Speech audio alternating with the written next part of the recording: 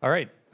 So this is the last talk of the day of IOP Fest. But do please stick around after this because we'll have an open problem session. So please bring your open problems, and we'll chat about what the future of this field is going to look like. So we're very fortunate for the last talk to have William Wang, who is a PhD student at NYU. Are you second year, third year? Third year, okay, with Benedict Bunz.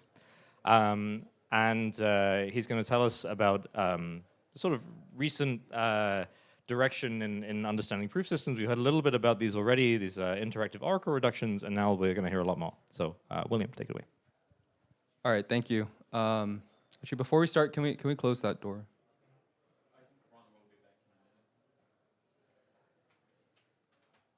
Does it open or is it locked from the outside? Okay, so great. Okay, so today I'm going to talk about interactive oracle reductions. Again, we've seen these throughout the day. So what I want to do for this talk is sort of give a more precise, more mechanical definition, and then briefly we can look at how IORs are used to construct IOPs in a modular way.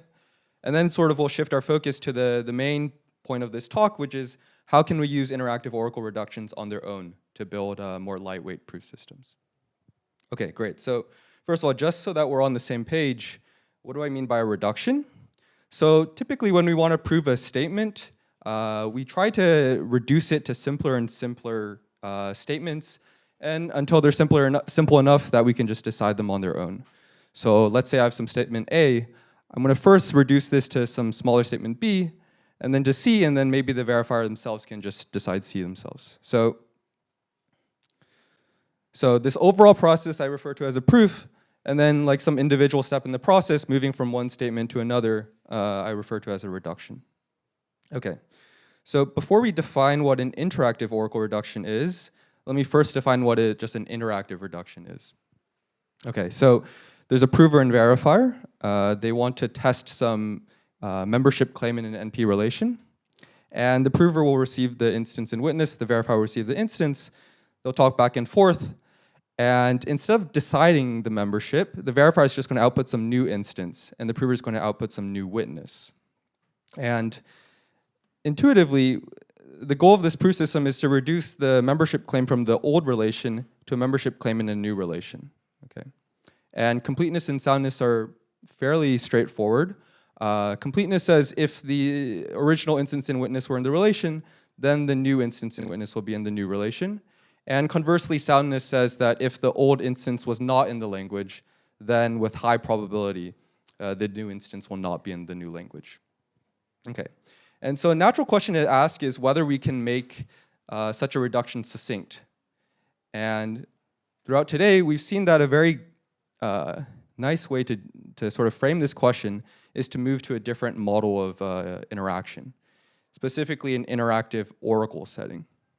Okay, so this is sort of if I told you, okay, here's an interactive reduction, oracleify it, this would probably be the first natural thing you would think of.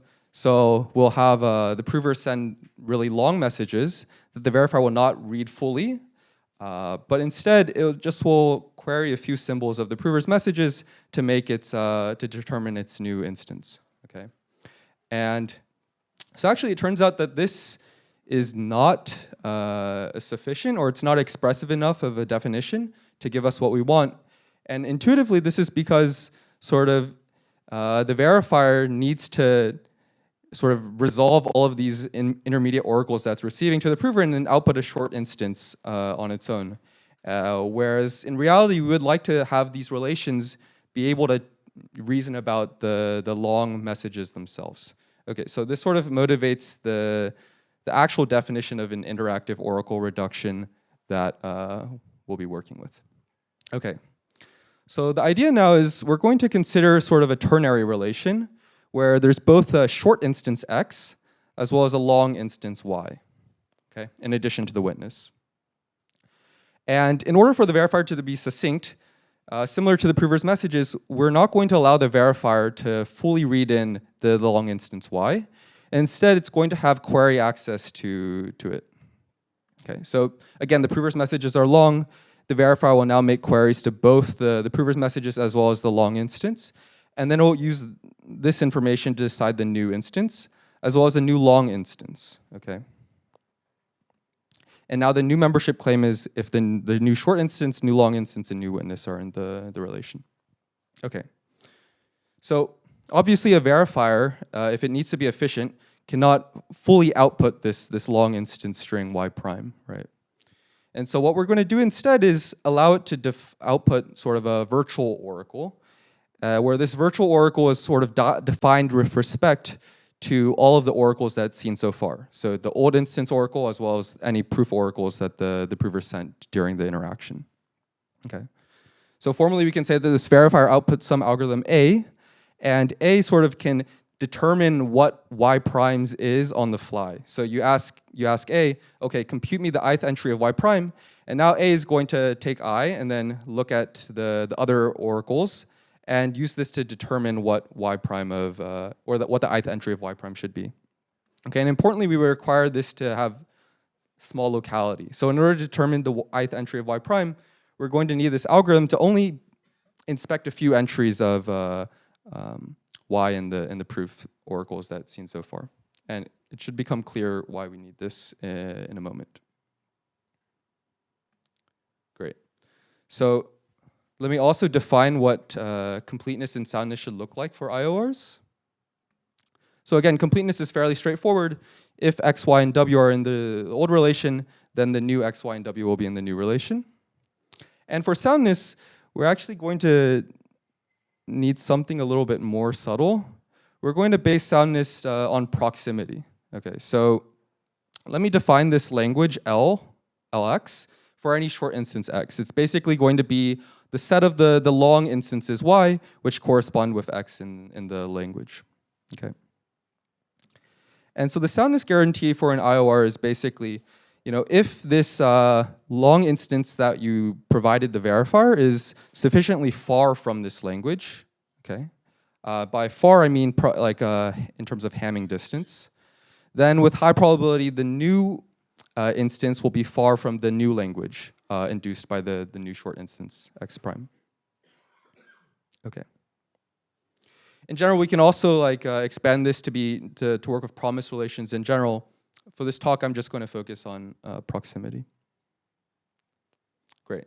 So now I'm going to just give a few examples of what actual IORs look like. We've actually seen all of these today, so I'm just going to run through them pretty quickly.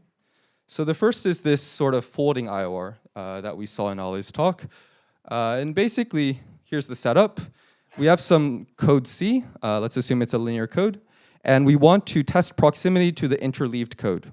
Okay, so recall that an interleaved code, I'll call it C squared, is just the set of 2x(n) matrices such that each row of this matrix is a code word in C. And we're going to measure proximity based on column-wise distance. Okay. And so here the IOR is fairly straightforward. It's a single round of interaction. The verifier is just going to sample a random element, send it to the prover. And this actually immediately defines the new instance oracle that we're working with. So it's just the random combination of the two rows from the instance oracle. Great. So we started off with some claim, is y close to the interleaved code? And we reduced it to this claim, is this virtual oracle y prime close to the base code? Okay, and let me note here that this virtual oracle has locality 2. Right? So if you want to query any individual entry of y prime, it actually suffices for you to only query the corresponding column of y, and then take the random combination yourself. Okay. So let's see how we can use this IOR. So suppose you already had a proximity test for C, and now your goal is to build a proximity test for C squared. It turns out that using this sort of interleaved fold gadget, you can do this fairly easily. So let's say I want to test proximity of y. I first run the interleaved fold IOR to produce this virtual oracle, which is the fold of y. And then I just run the proximity test for C on this virtual oracle. And in particular, whenever I would query some entry of this virtual oracle, I'll sort of forward this to queries for the original oracle y, and then calculate what the result should be itself. And so here's why locality is sort of important. It basically enables for query efficient composition of IORs. Okay, so here's another example of an IOR. I will refer to this as the code switch gadget. So let's say you have two codes C and C prime, and you want to test proximity to C. Okay. So what we're going to do in this gadget is have the prover send the decoding of Y, except re-encoded under the new code C prime. Okay. So the claim here is that pi, the proof that the prover sent, decodes to the same thing that Y decodes to. And now the verifier is just going to take a sample random index, compute, query the value at Y, and then define the new oracle to be the proof oracle that the prover sent. And then the new claim actually is that Y prime is close to close to the new code C prime. And more precisely, a subset, like a constrained subset of this code. So really what I like to think of what this code switch gadget is doing is basically taking a proximity claim for some code C and then moving it to a proximity claim for some other code C prime. Okay. And this already basically gives us a proximity test just by composing these two simple gadgets as we saw. If I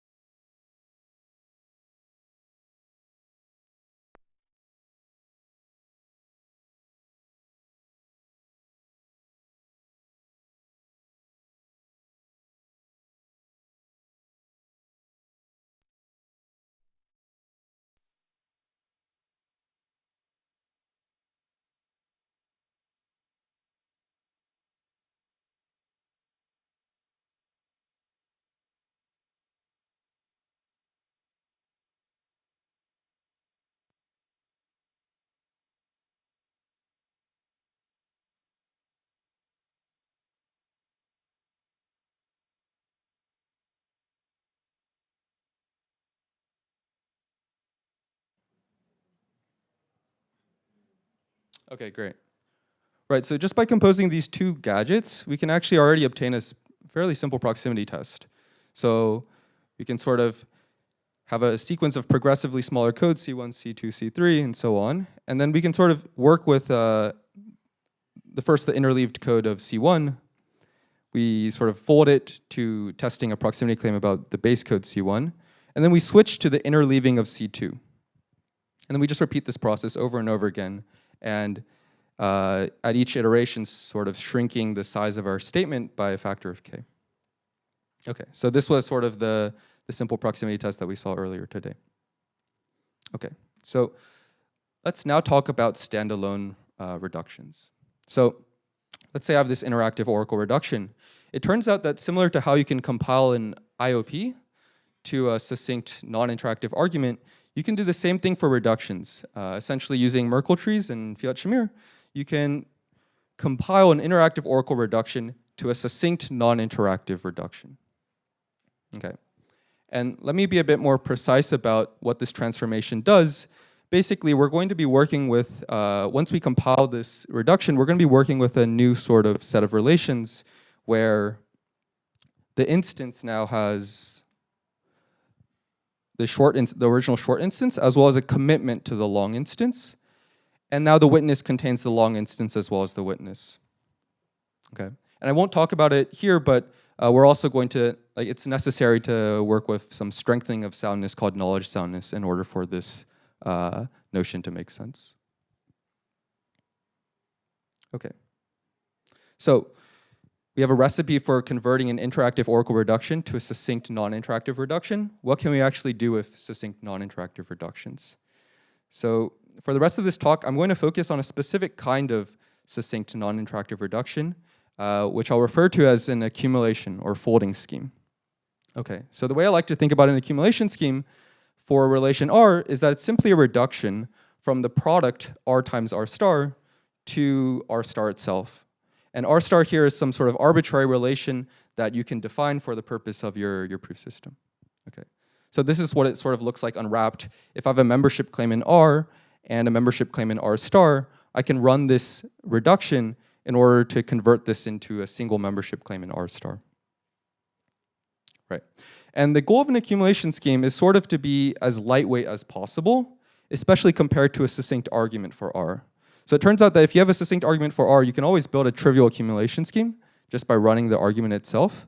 But it turns out that sort of by leveraging the fact that we don't actually need to fully prove anything, we can make these proof systems much more lightweight for both the prover and the verifier.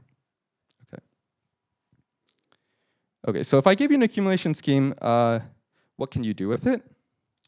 So let me first give one example, which is sort of the most intuitive. It's what you would sort of think of, you would first think of given an accumulation scheme. So let's say the prover has a sequence of statements that it wants to prove to the verifier. And so if you had a succinct argument, then you could always just run the succinct argument prover on each one, provide the proof to the verifier, and the verifier could just simply check each one of them. Alternatively, if you had an accumulation scheme, then you could sort of run the accumulation prover at each step, give the reduction proof to the verifier, and the verifier can simply maintain a running sort of instance in the accumulator relation over the course of the entire interaction, right? And so at the very end, now it only needs to check one thing, amortized over the entire sequence of statements. This is sort of, this can be ignored. Okay, so really what I want to point out in these two pictures is that they actually look remarkably similar. In the top picture, we're sort of running this argument prover and the argument verifier. And in the bottom picture, we're running the accumulation prover and the accumulation verifier. So if we can construct accumulation schemes that, for example, have a faster prover or a smaller verifier, then we can make the overall proof system more efficient. Okay. So I want to give one more application of an accumulation scheme. And that's to build these proof systems called incrementally verifiable computation. So here's the setup. You have some sort of computation that you can represent as basically sequentially applying some step function f on some state. So you could think, for example, like a virtual machine or blockchain, something like this. And what an IVC proof system allows you to do is basically generate these proofs incrementally. So there will be an IVC prover who, given the state, the initial state, will produce the next state as well as a proof certifying this intermediate state. And you can repeat this over and over again. And at any point in time, you can run the IVC verifier on the current state as well as the current proof to decide the validity of the entire computation. Okay, and crucially in IVC, the work of the prover as well as the work of the verifier should be independent of the total number of steps in the computation. Okay, and there are also generalizations of this to other types of computations. This is more generally called proof-carrying data.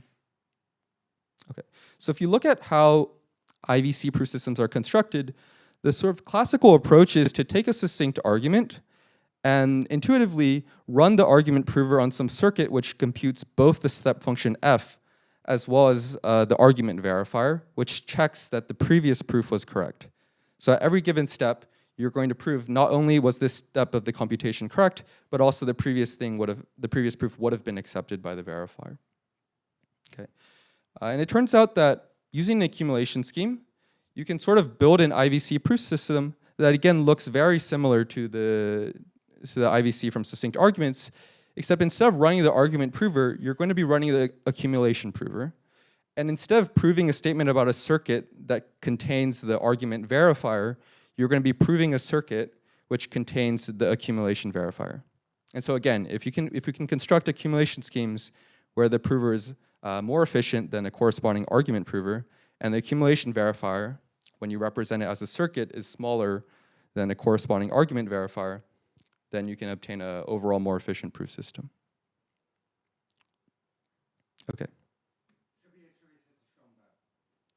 Sorry?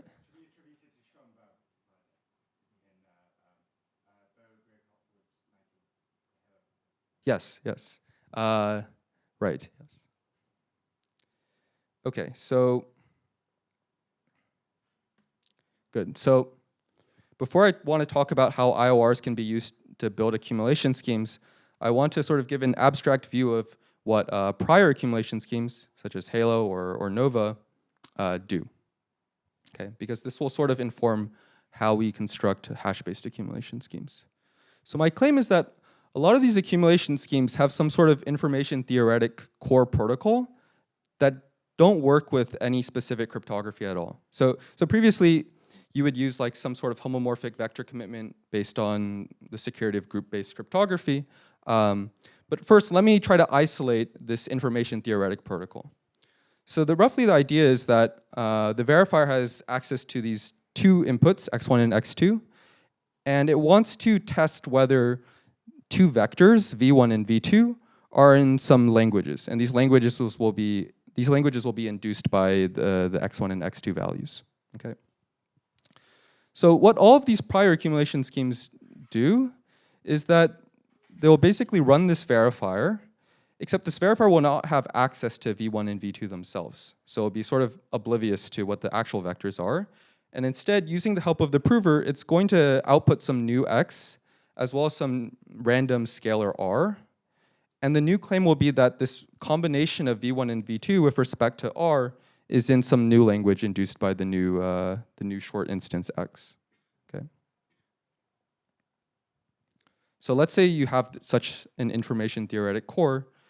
If you want to convert this into a proper accumulation scheme, you can just apply a linearly homomorphic commitment to v1 and v2.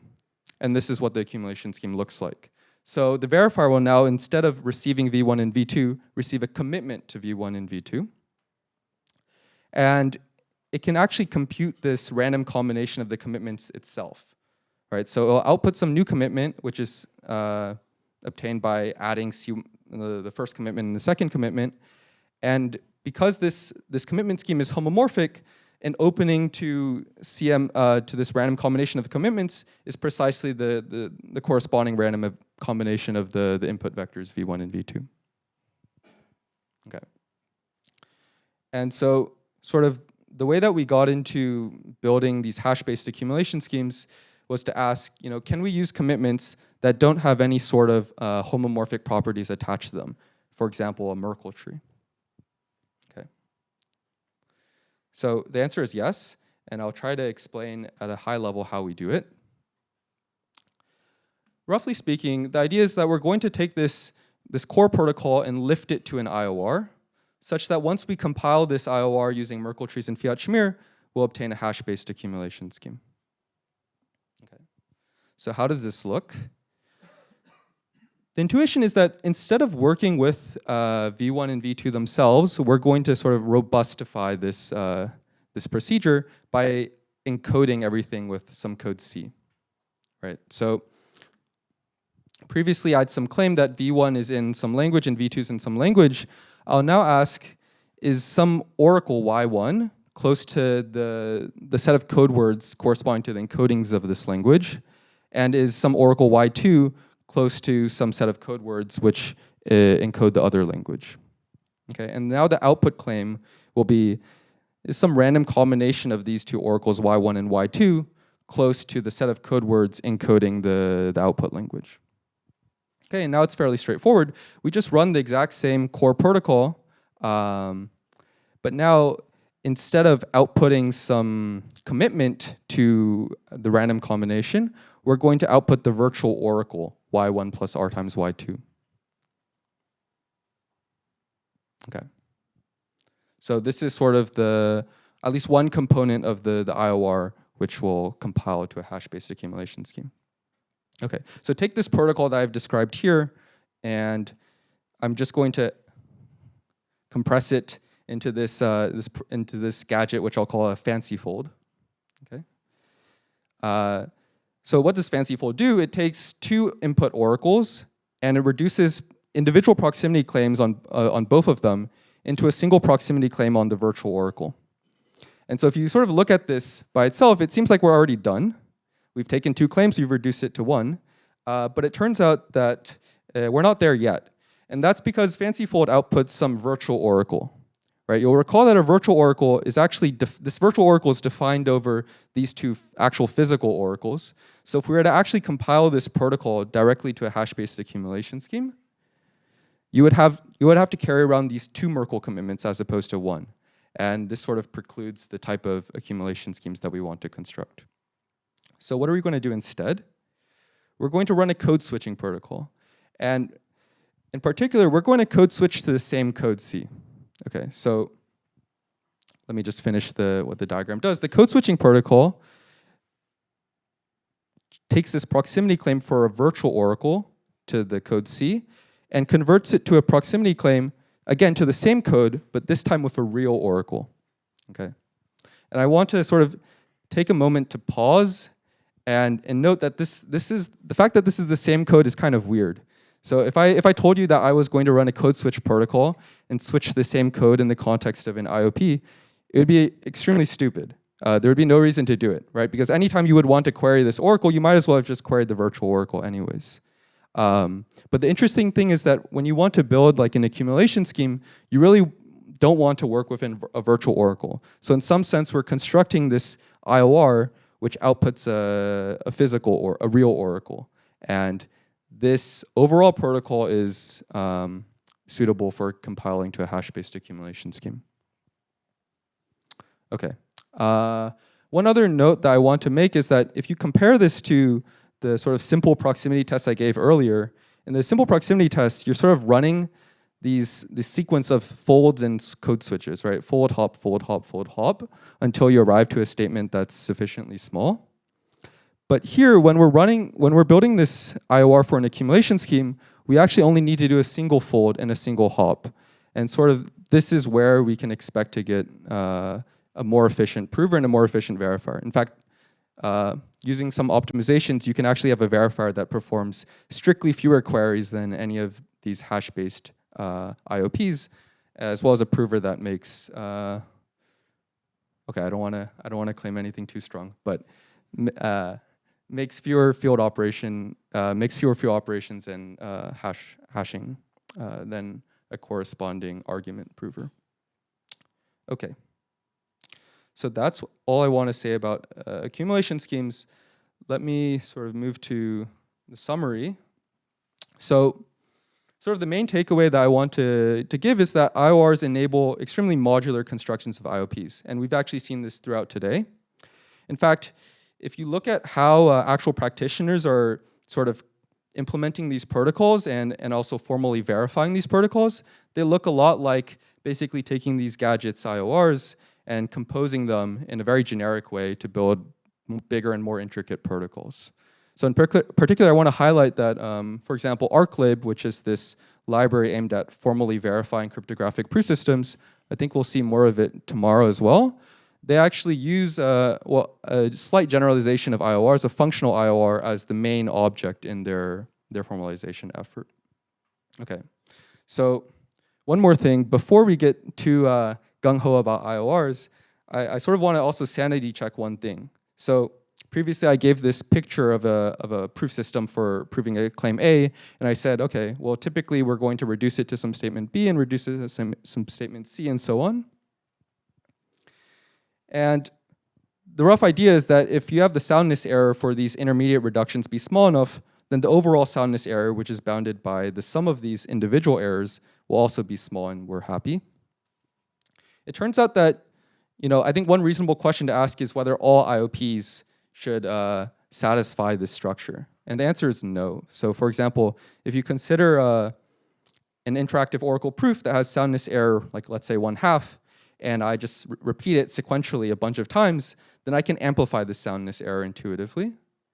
But there's actually no way to decompose it into these interactive oracle reductions, which each individually have low soundness error.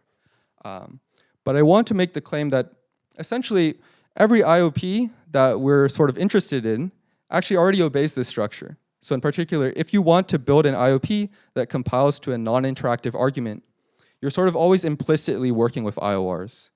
So specifically, when you prove an IOP is Fiat-Shamir secure, the standard way to do this is to prove this strengthening of soundness called round-by-round soundness. And actually, the way I like to think about round-by-round soundness is that it's equivalent to basically stating that your IOP does decompose into IORs, and in particular, one-round IORs. And so from this standpoint, sort of IORs are complete in some sense. Yeah.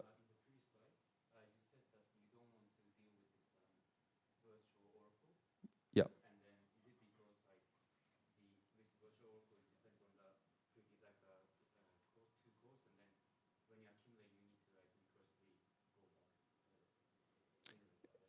Yeah, okay, so if you had this virtual oracle that actually depended on two other oracles, then you would need to keep these two other oracles around. And if you imagine repeating this process over and over again, you would need to keep more and more oracles around, which is, yeah. Ollie?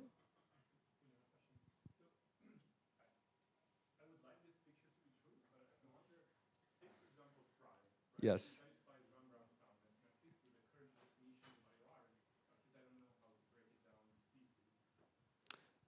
So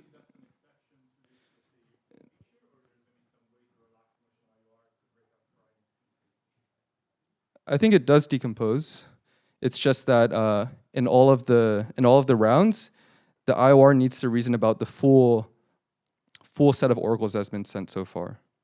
So as opposed to like these other IOPs where you can sort of forget about other oracles as soon as you switched, Fry is a special example where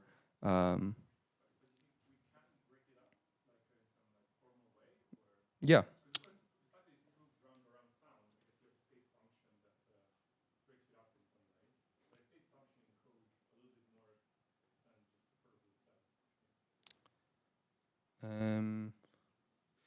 The state function encodes the languages that the IOR is reduced between.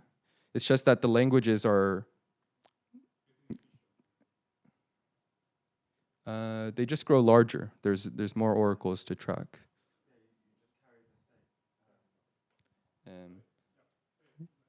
Yeah. So this is just something I want to put out there as like a way to think about how IORs fit into constructing IOPs.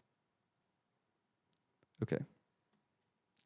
So the main takeaway for IORs for accumulation is that if you can build a suitable IOR, and in particular this sort of 2-to-1 IOR that outputs a physical oracle, then this immediately yields a hash-based accumulation scheme. And in fact, I sort of tried to give a generic approach, which is to take any sort of accumulation scheme which works with homomorphic commitments, lift it to some information theoretic core, and then show that actually we can turn this information theoretic core into an IOR and hence a hash-based accumulation scheme. Okay, and that's all I have. Thanks.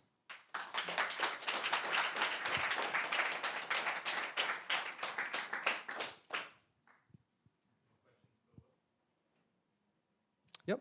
I was a bit hazy on how the code switching switches from a virtual oracle to a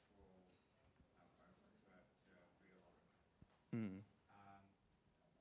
Concretely, why does the code switching do that? Yeah, so I think it'd be good to, yeah, like let's revisit the code switching gadget slide. So the idea here is that when we're code switching to the same gadget, actually, in the honest case, pi should be exactly equal to y. So it sort of seems trivial, but the point is that in the broader protocol, y is actually a virtual oracle. So the prover is recommitting to the random combination. Oh. Yes, and this becomes the new output oracle. This is just a spot check? Like the new IR would just be spot check IR, or is there something more? Yeah. So this code switching gadget, I'm also including the spot check. Yeah. Yes. What is the formal definition of a virtual oracle in this model? Is it an arithmetic circuit with like states, or is it like a Turing machine? Is it an oracle system? Yeah, I guess.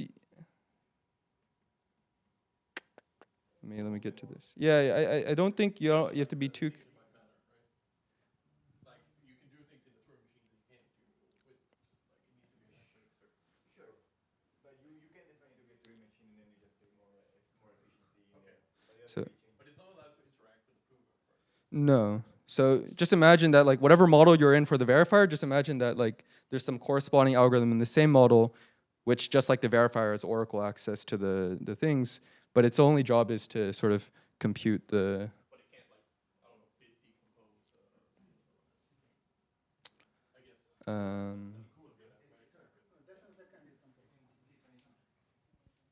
Yeah, so I also want to say like this sort of definition is still up in the air. So I did talk to Wang, and they still have not finalized the definition of in a functional IOR.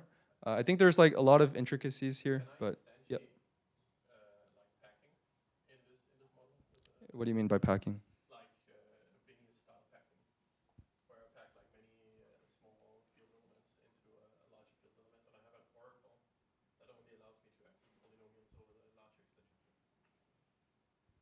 Yeah, I don't see why not. Your alphabet will just be different.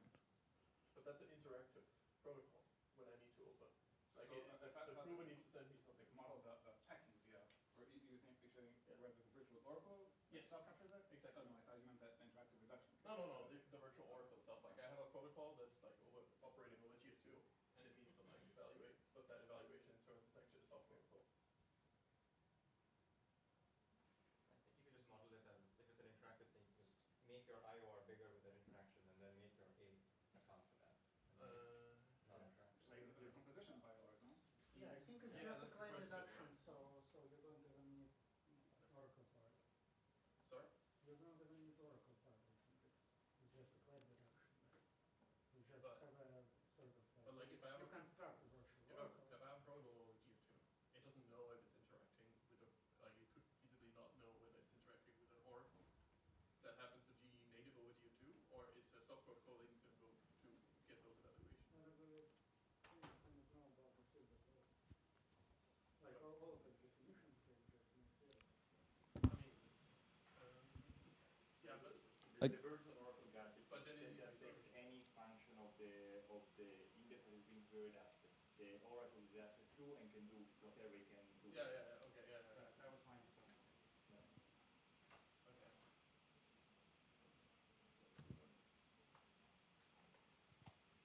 Any other questions for Lola?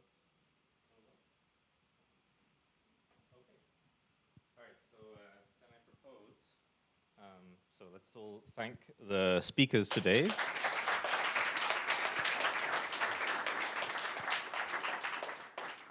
Yep, thanks so much. It was, I think, a really great day of talks. So I propose that we go straight into the open problems. I hope that is all right with folks.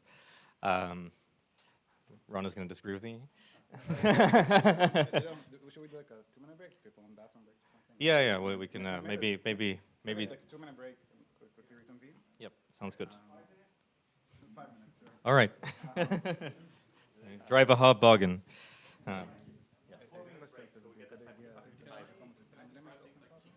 Okay.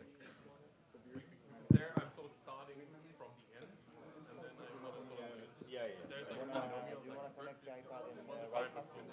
Yeah, I was thinking to go forward. Yeah. I guess I'm low on And there's no charge. But then I need to like carry my polynomial over all the like GKR relation. It's not just like